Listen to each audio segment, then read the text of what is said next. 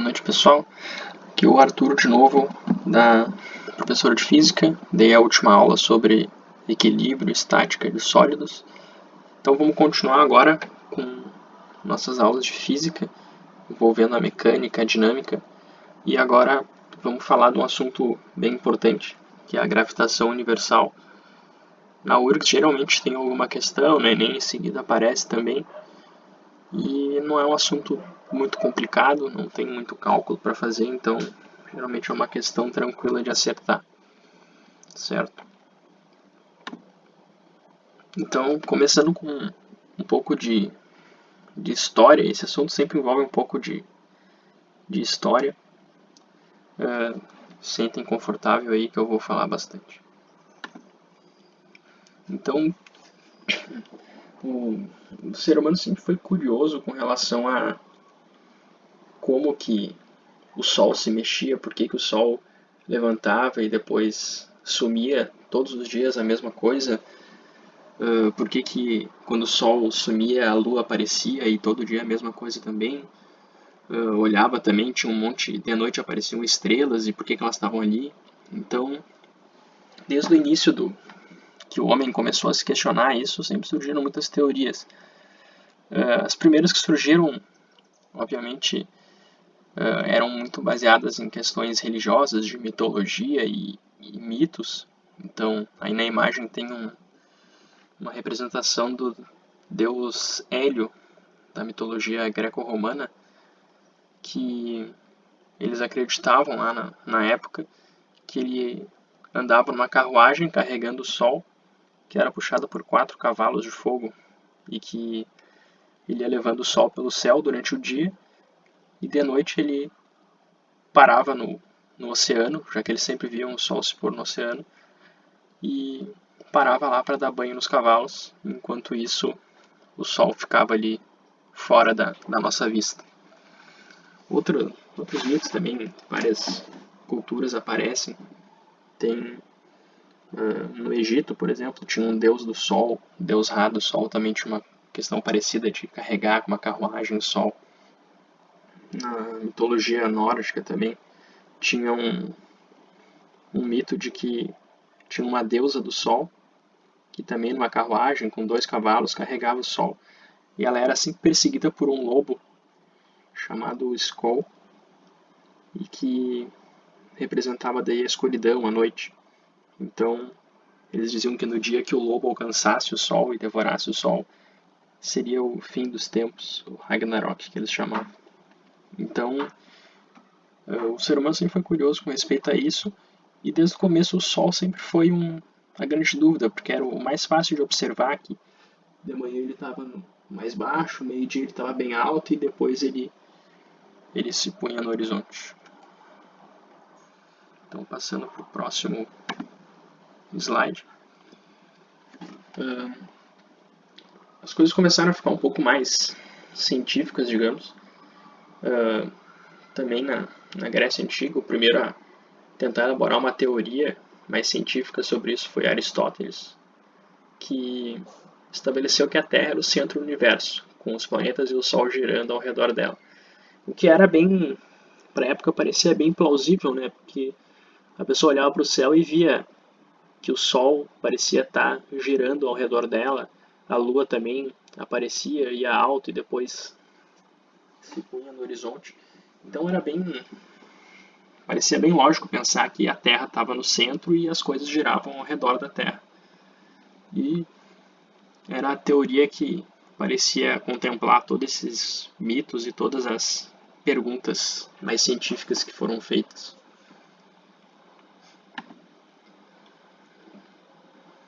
Um pouco depois, um cara que vivia no Egito chamado Ptolomeu, ele falou que Aristóteles estava certo e que ele poderia provar com as observações que ele tinha feito.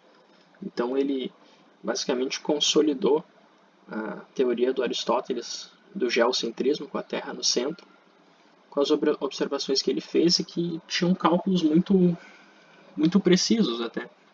Ele disse que a Terra ficava no centro e que a Lua, os planetas e o Sol giravam ao redor dela em círculos perfeitos, Ele era um discípulo da escola de Platão, então ele usou o conceito de formas perfeitas do Platão. Então eram círculos perfeitos que os planetas descreviam ao redor da Terra, e os planetas também descreviam um pequeno círculo ao redor de um ponto, e esse ponto descrevia esse círculo ao redor da Terra.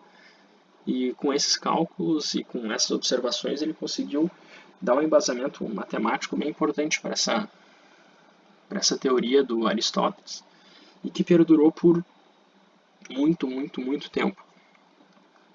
E a seguir,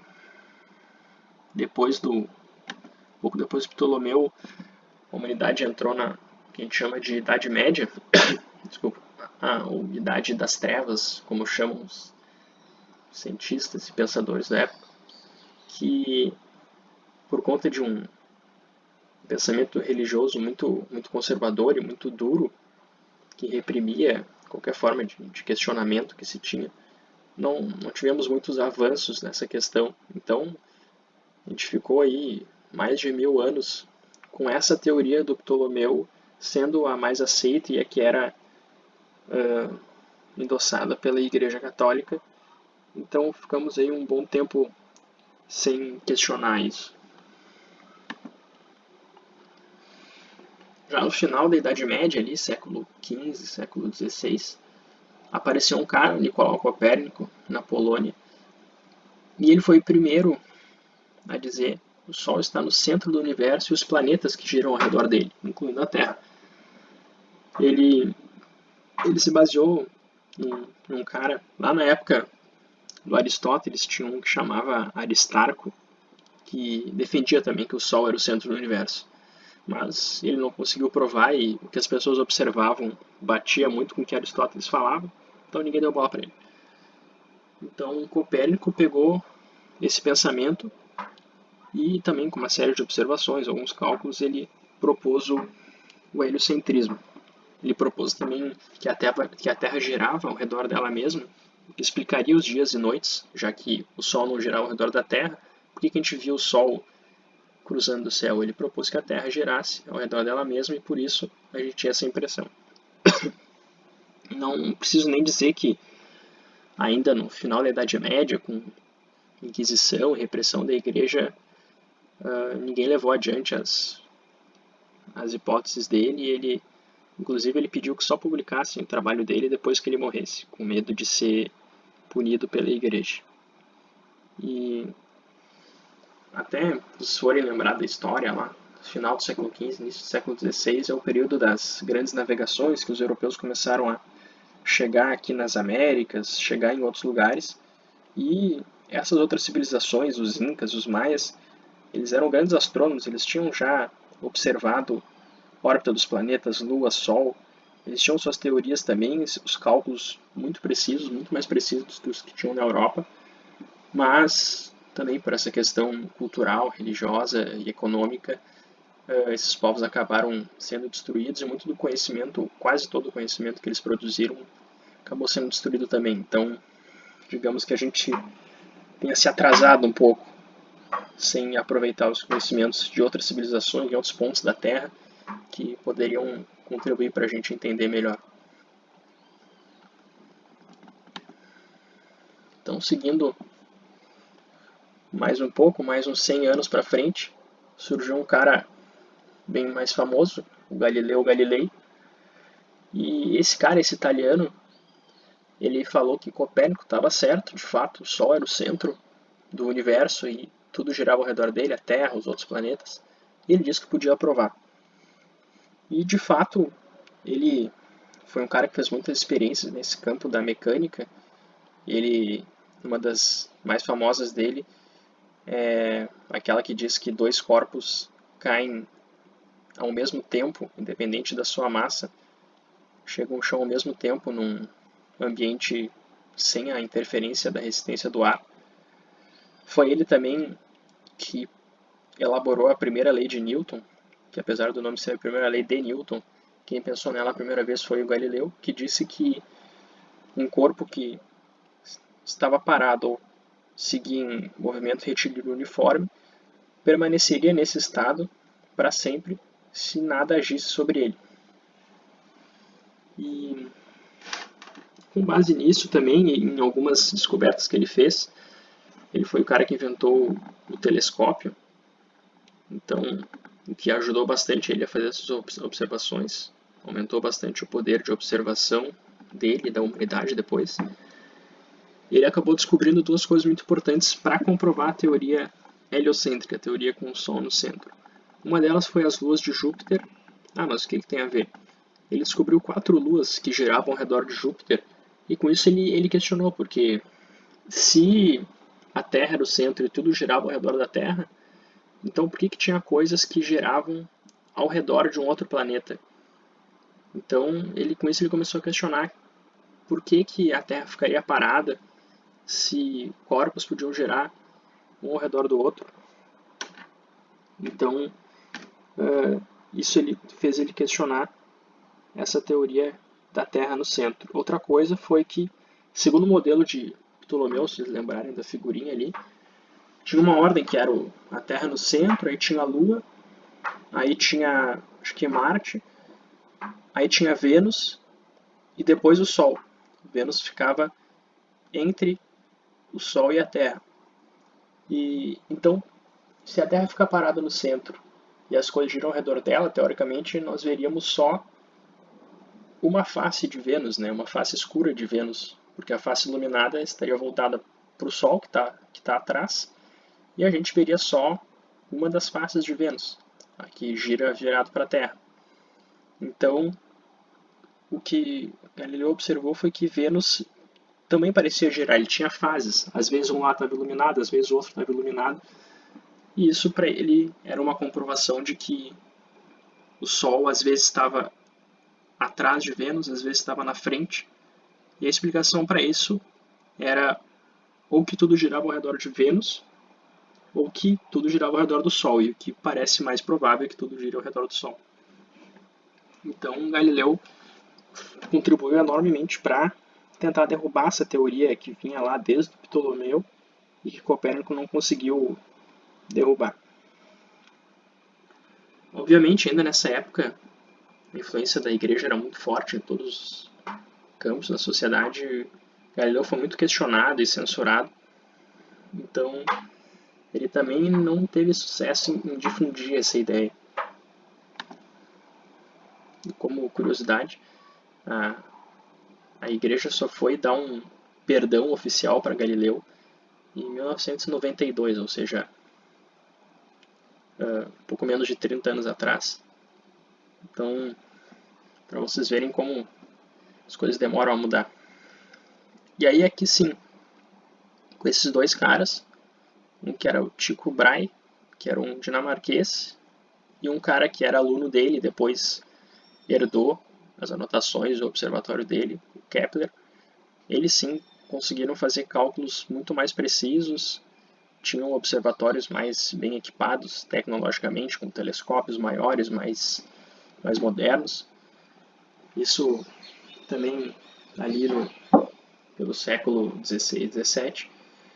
E esses dois caras conseguiram fazer cálculos muito precisos e eles sim provaram de uma vez por todas que de fato o Sol fica no centro e os planetas giram ao redor dele, entre outras coisas.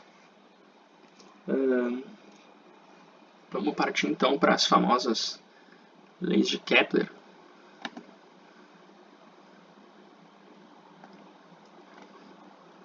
Bom, com base em todos esses cálculos e observações que eles fizeram, o Kepler, depois de muitos anos, elaborou essas 3 leis dele que valem até hoje.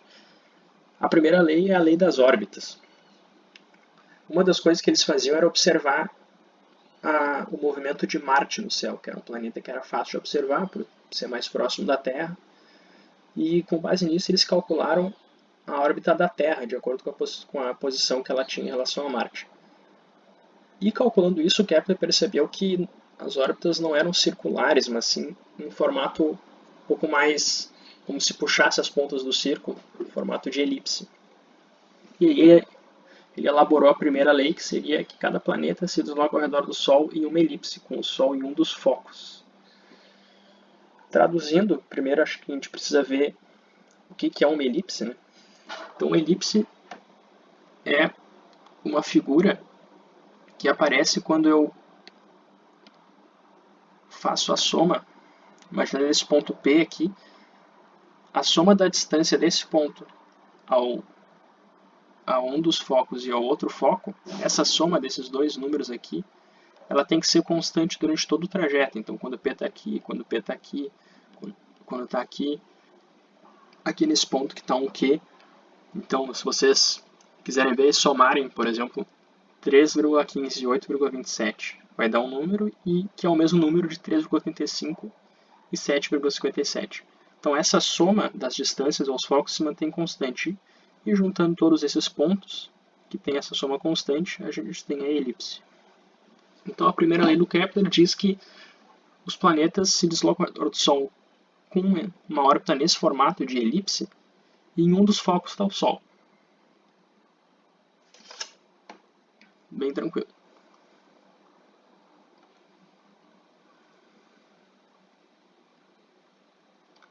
A segunda lei dele é uma um pouco mais interessante, digamos, mas que deriva da primeira.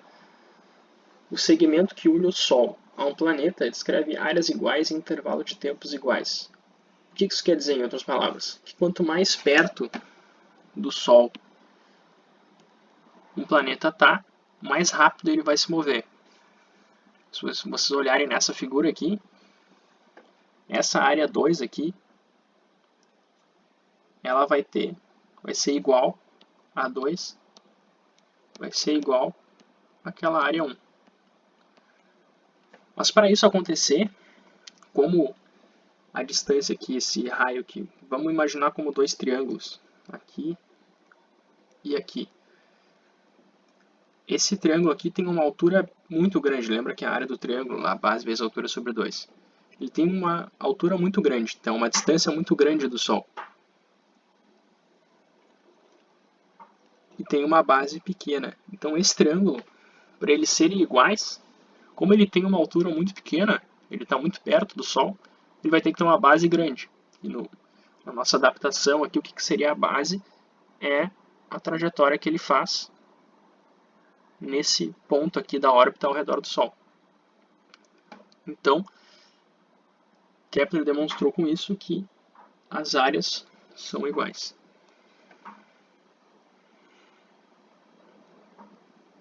E talvez o mais importante dessa lei seja exatamente isso aqui. Quanto mais perto do Sol o planeta está, mais rápido ele se move. E a gente vai ver melhor isso depois com a terceira lei.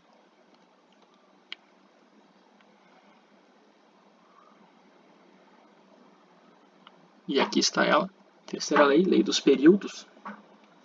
Ela diz que o quadrado dos períodos de translação dos planetas são proporcionais aos cubos dos raios de suas órbitas. Lembra assim, não dá para entender nada, né? Mas o que essa lei quer dizer, na verdade, é que quanto mais longe o planeta está do Sol, ou seja, quanto maior o raio da órbita, mais longo será seu período de translação, ou seja, maior vai ser a duração de um ano nesse planeta. E isso tem uma relação matemática que é igual para todos os planetas. Então, o que essa lei propôs é que o período ao quadrado dividido pelo raio ao cubo vai ser uma constante, que tem o mesmo valor para todos os planetas. O que faz sentido, né? Porque essa questão dessa frase aqui, quanto mais longe estiver do Sol, maior vai ser o período. Por pensar, para manter isso aqui constante, se eu aumentar a distância do Sol, ou seja, aumentar o raio, tem que aumentar o período, né? Porque eu vou estar dividindo por um número cada vez maior, então eu vou ter que ter um número cada vez maior aqui em cima para isso aqui se manter uma constante. Então aqui no nosso desenho, o planeta A e o planeta B, eles estão a distâncias diferentes do Sol, então posso dizer com certeza que um ano, ou seja, o período de translação no planeta A, é menor do que no planeta B. E eu posso sempre relacionar com essa fórmula, porque como os dois dão o mesmo resultado, dão uma constante, eu posso dizer que o período do planeta A ao quadrado sobre o raio da órbita do planeta A ao cubo é igual ao período do planeta B ao quadrado sobre o raio da órbita do planeta B ao cubo. Então, muitas questões às vezes acabam ficando por aqui, assim, nessa terceira lei. Ele quer que tu saiba essa fórmula, essa relação aqui, na verdade. A fórmula é uma consequência. E aí vai te pedir para calcular, por exemplo, no planeta A o ano dura tanto, no planeta B dura tanto, e sabendo que o raio da órbita do planeta A é x, qual é o raio da órbita do planeta B? Bem simples.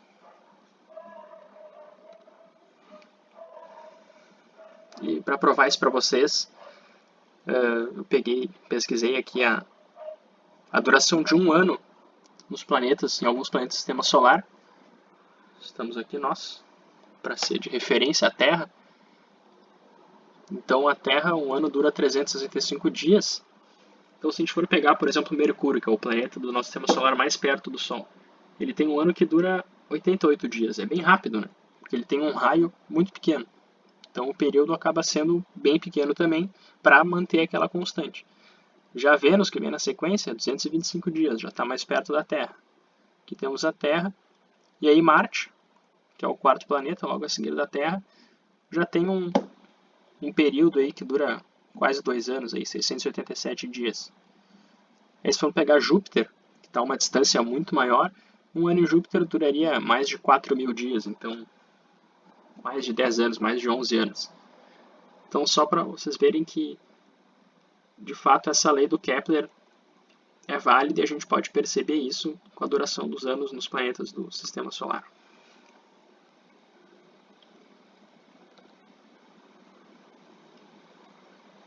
Mas aí, as leis do Kepler explicavam muito bem o movimento dos planetas, inclusive o movimento não só dos planetas ao redor do Sol, mas a relação que um planeta tinha com o outro. Mas o que ela não explicava era a pergunta que o Newton, esse inglês que estava sentado embaixo de uma macieira, a pergunta que o Newton se fazia. Tá, ok, os planetas giram ao redor do Sol, quanto mais perto, mais rápido eles giram, quanto mais longe, maior o tempo que eles demoram para dar a volta. Mas o que faz esses planetas se moverem ao redor do Sol? E como que isso acontece? Por que eles se mexem ao redor do Sol? E pensando nisso, inclusive uma curiosidade, o Newton elaborou a teoria dele da gravitação durante uma quarentena.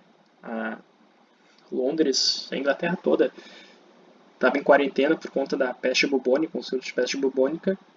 E aí Newton lá, em casa, sem nada para fazer,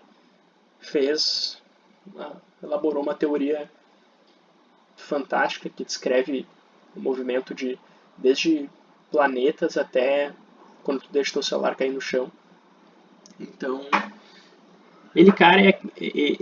o Newton é aquele cara que a tua tia fala, tua mãe fala, mas o teu primo na tua idade já estava formado, já tinha 2 barcos, uma mansão e 9 motos.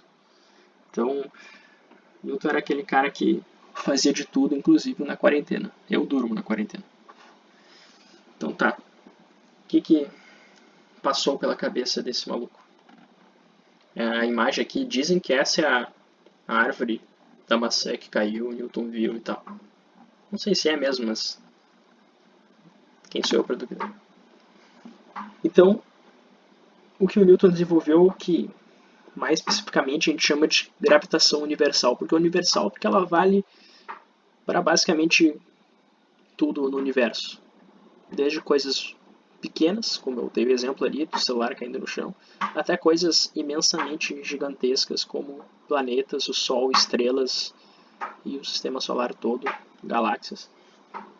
Então, tendo como base a terceira lei do Kepler, que quanto mais longe o planeta está do Sol, mais longo vai ser o período, mais tempo ele vai demorar para dar a volta, Newton começou a pensar que a distância deve ter alguma coisa a ver com essa coisa que faz os planetas se mexerem. Então, primeiro ele pensou sobre essa coisa.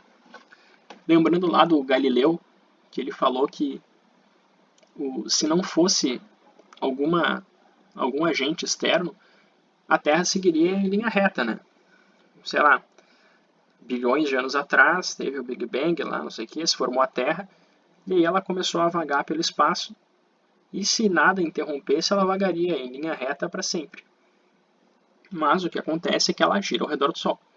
Então, deve ter alguma força que faz com que ela fique girando ao redor do Sol. E na época, já se sabia, muito em função de experimentos do Galileu também, que o que faria um corpo mudar sua trajetória tem que ser uma força. Inclusive, lembrando das leis de Newton, que a força ela faz com que tenha aceleração. E se a força estiver na mesma direção do que o corpo, ela vai aumentar a velocidade, diminuir a velocidade, mas quando eu tenho como aqui uma força que é perpendicular, ela vai mudar a direção da trajetória desse corpo, vai mudar a direção da velocidade. Então o que Newton pensou foi, bom, provavelmente o Sol puxa a Terra com uma força tal que faz com que ela descreva um movimento elíptico, mas a fins didáticos de aproximação, botei um círculo aqui. Então, se a gente lembrar da força centrípeta lá do MCU, a força centrípeta ela é a massa desse objeto, desse corpo, vezes a velocidade ao quadrado, tudo isso sobre o raio. Então, Newton imaginou que, bom, essa força que o Sol faz, que puxa os planetas, é uma força centrípeta. É o que faz a Terra mudar de direção. E observando aqui, a gente vê perfeitamente que tem uma distância envolvida, que é o raio. Tem a massa do planeta que está girando envolvido. Então, olhando para a equação aqui da força gravitacional, claro que Newton fez mais um monte de cálculo, a gente tem que a força gravitacional é igual a uma constante G vezes a massa de um dos corpos, no caso o Sol, vezes a massa do outro corpo, no caso a Terra, dividido pela distância ao quadrado, que aqui seria o raio. Então, isso corroborava com a ideia do Kepler, porque se a gente for olhar aqui, olhando para essa forma, por exemplo, quanto mais longe estiver do Sol, ou seja, quanto maior for esse raio aqui, mais longo vai ser o período de translação, ou seja, mais o corpo vai demorar. E se a gente lembrar lá que a velocidade é a distância sobre o tempo, se eu aumentar muito essa distância, eu vou diminuir a velocidade aqui em cima, então eu vou demorar mais tempo para fazer essa volta ao redor do Sol. Duas coisas importantes dessa fórmula. Uma é que essa distância é sempre em relação ao centro de massa, lembra do centro de massa da aula passada, desses corpos. Essa fórmula serve não só para Sol e Terra, mas para Sol e Marte, Sol e Vênus, Terra e Lua, quaisquer dois corpos que tenham massa, é possível aplicar essa fórmula. Tá, mas se qualquer corpo tem a massa, dá para aplicar essa fórmula, por que a gente não sente a atração? Por que a gente não passa por um prédio e começa a orbitar o prédio? Por que as coisas no nosso dia a dia não se juntam tudo numa bola só? Porque todas essas coisas têm massa, e se elas têm essa força gravitacional que atrai, então tudo deveria ficar junto, deveria tudo virar uma bolinha. A explicação disso é que essa constante gravitacional, ela tem esse valor aqui de 6,67 vezes 10 na menos 11. Então vocês veem que é um número muito pequeno, 10 na menos 11. Isso quer dizer bilionésimos de milímetro. Então, se forem botar esse valor aqui para multiplicar, eu teria que ter valores de massa muito grandes, muito imensos, como é o caso de um planeta como a Terra ou de uma estrela como o Sol, para que isso resultasse em uma força não desprezível, uma força que pudesse ser sentida. Ou isso, ou distâncias muito, muito, muito pequenas. Por exemplo, na ordem de 10 na menos 11 também, para que eu pudesse cancelar aqui. Então, distâncias muito, muito pequenas que são difíceis até de imaginar. Então, por isso que no nosso dia a dia essa força não é não é importante para nós, não interfere na nossa vida, porque a gente lida com coisas, mesma coisa com a massa mais gigantesca que a gente consiga imaginar aqui na Terra, sei lá, um navio gigante, um avião gigante, qualquer coisa assim, tem uma massa muito pequena se comparada com corpos como o Sol, Terra e outros planetas, a Lua inclusive. Certo? Seguindo aqui,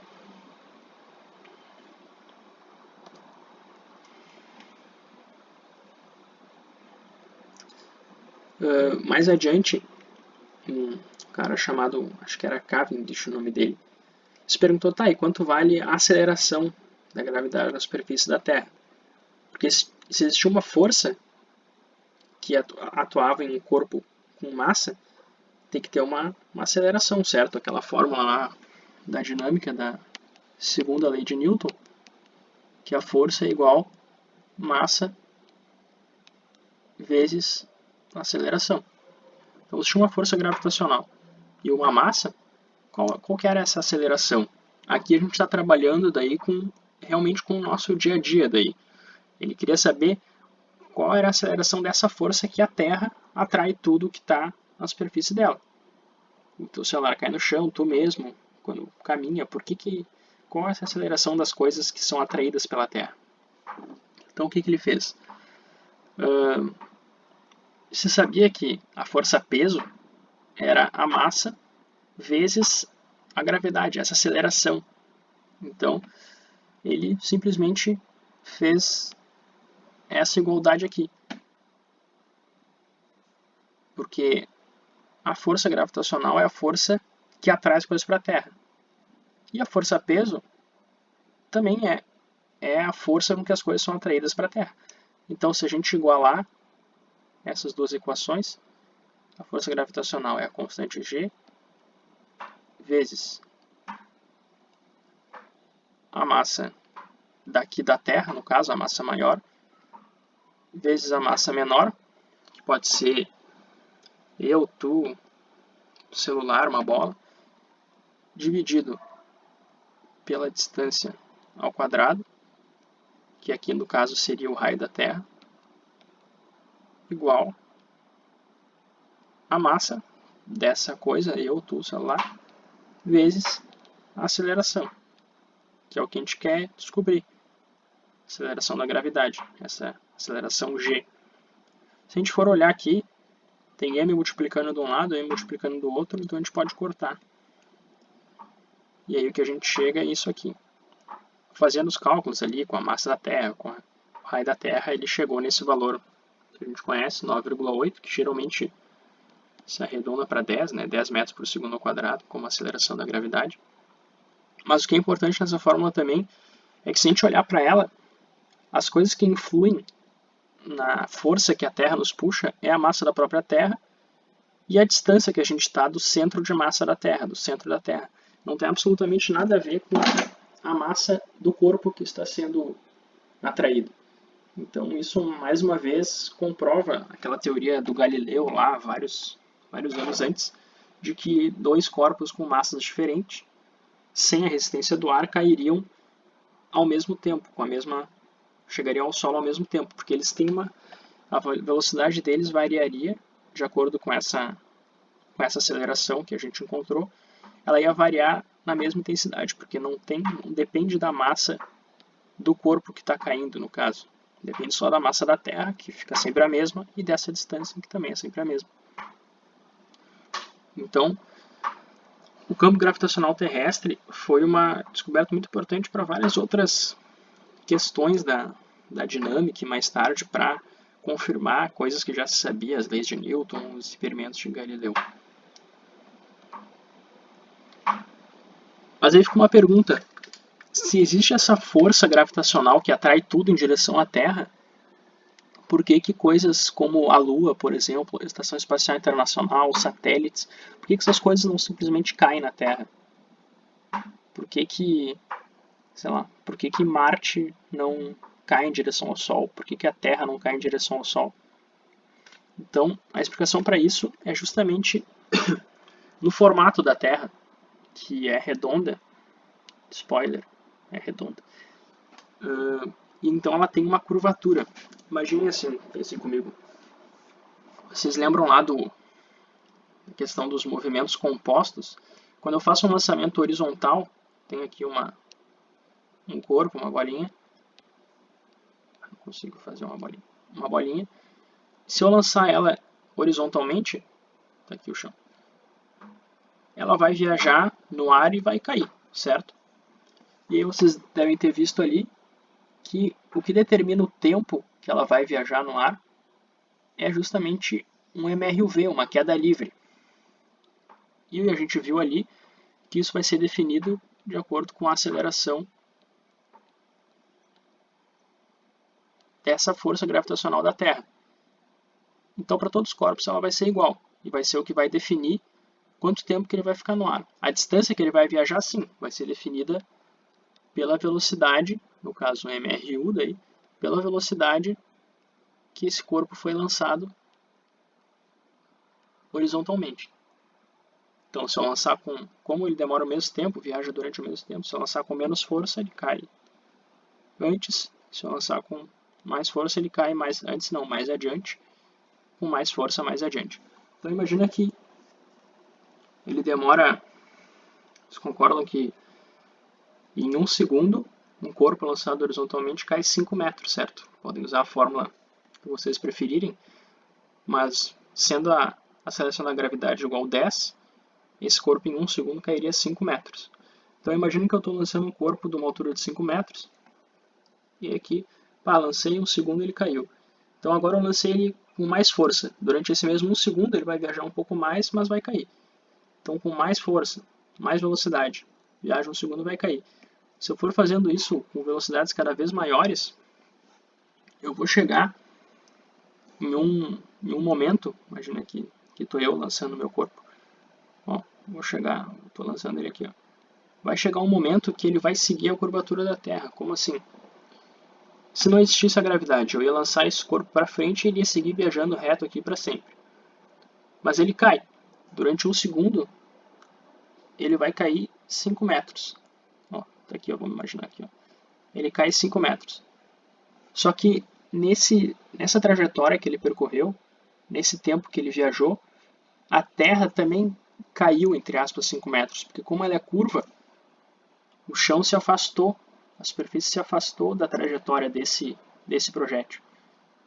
Então, agora os 5 metros que ele caiu não foram suficientes para chegar no chão. Imaginem que tem mais 5 aqui agora. Então ele viaja por 1 segundo, cai mais 5 metros. Mas a Terra é curva, então ela se afastou também mais desse corpo. Então, a uma dada velocidade, que esse corpo consiga percorrer uma distância tal que seja suficiente para a curvatura da Terra se afastar numa curvatura suficiente desse corpo, então esse corpo ficaria caindo para sempre. Porque toda vez que ele cai 5 metros, a superfície da Terra se afasta 5 metros. Ele cai mais 5, a superfície se afasta mais 5. Então ele nunca chega, nunca toca o chão, fica sempre caindo. Então, com isso, ele ficaria girando ao redor da Terra, orbitando, sempre caindo. Porque cada vez que ele se aproxima da Terra, a Terra se afasta. Certo? Então, esses corpos, a Lua, satélites, Estação Espacial Internacional, eles estão todos caindo, sim. De fato, estão caindo em direção à Terra, mas eles têm uma velocidade e estão numa distância tal da Terra que eles nunca realmente chegam na superfície, porque toda vez que eles caem um pouco, a curvatura da Terra faz com que a superfície se afaste deles um pouco. E assim vai indo. Esse número mágico aqui é 8 km por segundo, só com curiosidade. Então, se vocês conseguirem jogar uma pedra reto, uma velocidade de 8 km por segundo, essa pedra vai ficar girando ao redor da Terra para sempre. Entenderam? É meio complicado, mas só para entender que as coisas... O importante disso aqui é saber que essas coisas aqui, a Lua, satélites, eles estão caindo em direção à Terra, mas é exatamente isso que faz com que eles orbitem a Terra, fiquem girando ao redor dela. Então, uma questão aqui para a gente terminar. uma questão da URGS, acho que faz uns 3, 4 anos. Então vamos ver aqui. Considere o raio médio, nós estamos falando de raio, da órbita de Júpiter em torno do Sol igual a 5 vezes o raio médio da órbita da Terra. Então, segundo a lei de Kepler, o período de revolução de Júpiter em torno do Sol é aproximadamente... Bom, ele já me deu a dica, né? Eu tenho que usar a terceira lei de Kepler. E a terceira lei me diz que essa divisão aqui, período ao quadrado sobre raio ao cubo, é uma constante e é igual para todos os planetas. Então, o período da Terra ao quadrado sobre o raio da órbita da Terra ao cubo vai ser igual ao período de Júpiter ao quadrado sobre o raio ao cubo. Mas aí ele me disse aqui que o raio médio da órbita de Júpiter em torno do Sol é 5 vezes o raio médio da Terra. Então, eu tenho que o raio de Júpiter igual 5 vezes o raio da órbita da Terra.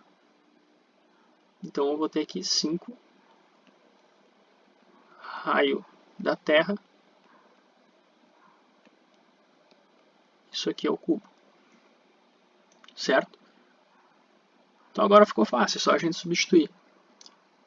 As respostas estão todas em anos, então a gente pode usar como medida do tempo, do período, com anos. Então vamos botar aqui período da Terra, 1 ano, que ao quadrado é 1. Sobre o raio da Terra, ao cubo. Ficou ruim isso aqui. Ao cubo.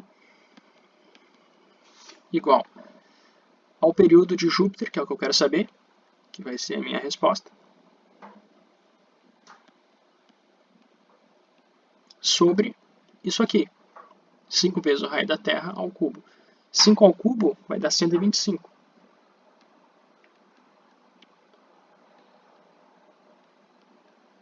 Vezes o raio da Terra ao cubo.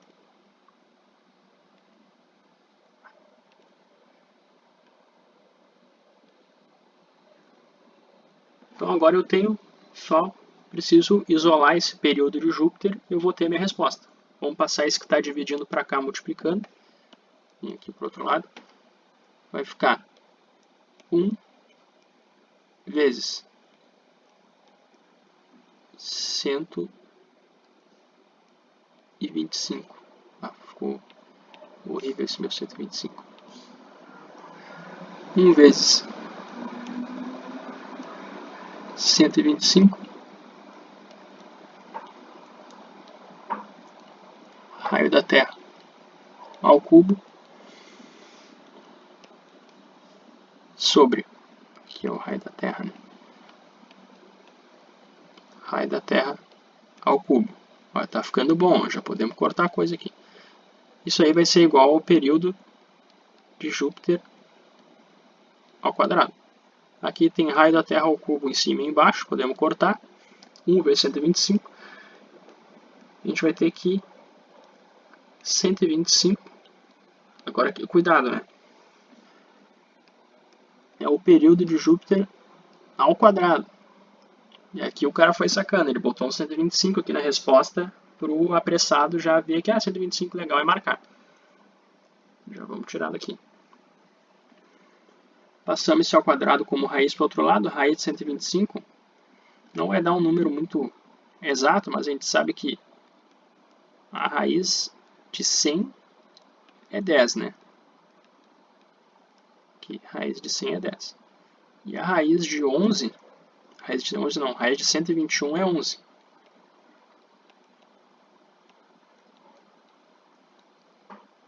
E a raiz de 144 é 12. Então, se a gente for olhar aqui, é algo entre 11 e 12, né? Bem mais perto do 11. 125, quase 121 ali. Então, é algo muito próximo de 11. Como ele falou aqui, aproximadamente, as respostas não tem nada com vírgula, nada, são números inteiros.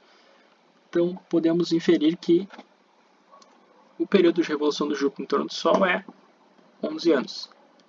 A gente tinha visto já naquele outro slide exatamente quanto é, 4.300 sei lá quantos dias, que dá mais ou menos 11 anos, um pouquinho mais. Cuidado aqui nas respostas. Tem essa sacanagem aqui de 125, tem essa aqui, tem esse 5 aqui, de repente a pessoa se perde aqui no quadrado, no cubo, acaba marcando como o raio é 5 vezes maior, acaba marcando que o período é 5 vezes maior, já está na letra A direto. Né? E aqui essas outras para te confundir aí nas contas. Mas, como eu falei, as questões ficam muito nessa terceira lei, comparar um planeta com outro. Certo? É um assunto que sempre cai, mas geralmente não cai muito. Cai uma questão, duas no máximo. E espero que vocês tenham entendido aí. Tem essa parte histórica bem interessante. Mostra como esse conhecimento foi construído ao redor, ao longo dos anos, dos séculos aí. E por último, acho que essa aula e esse aspecto histórico da gravitação nos mostra como é importante sempre questionar as coisas. Aqui essa frase do Einstein, importante é não parar de questionar, a curiosidade tem sua própria razão de existir. Imagine que seria muito fácil não questionar a teoria do Aristóteles, por exemplo, porque ela se encaixa muito bem no que a gente consegue observar, né, com nossos olhos, consegue perceber com nossos sentidos. O Sol está passando pelo céu ali, parece que ele está girando, a Lua também aparece ali, então parece realmente que as coisas giram ao redor da Terra. Mas esses caras aí, Galileu, Copérnico, Kepler, Newton, eles sempre questionaram, tá, mas por quê? Por que é assim? E será que é assim mesmo? Então com isso eles foram desenvolvendo essa teoria. O próprio Einstein, que aparece aqui mais tarde, vai modificar um pouco essas leis do Newton aí para a gravitação, mas aí é outra coisa, já é parte da relatividade, entre coisas de física quântica e tal. Então, não aceitem simplesmente as respostas das coisas, sempre questionem, porque a realidade pode ser bem diferente do que a gente percebe. Certo? Qualquer dúvida é só mandar. Na última aula tem o meu e-mail, meu WhatsApp ali. Vamos tentar. Os professores agora a gente está elaborando mais uma lista de exercícios com os assuntos que a gente abordou nessa semana agora e na anterior. Assuntos de dinâmica, leis de Newton, gravitação. Vamos fazer uma nova lista com isso e um de nós faz a resolução para vocês. Certo? Espero que tenham tido uma boa Páscoa com muitos chocolates e fiquem em casa.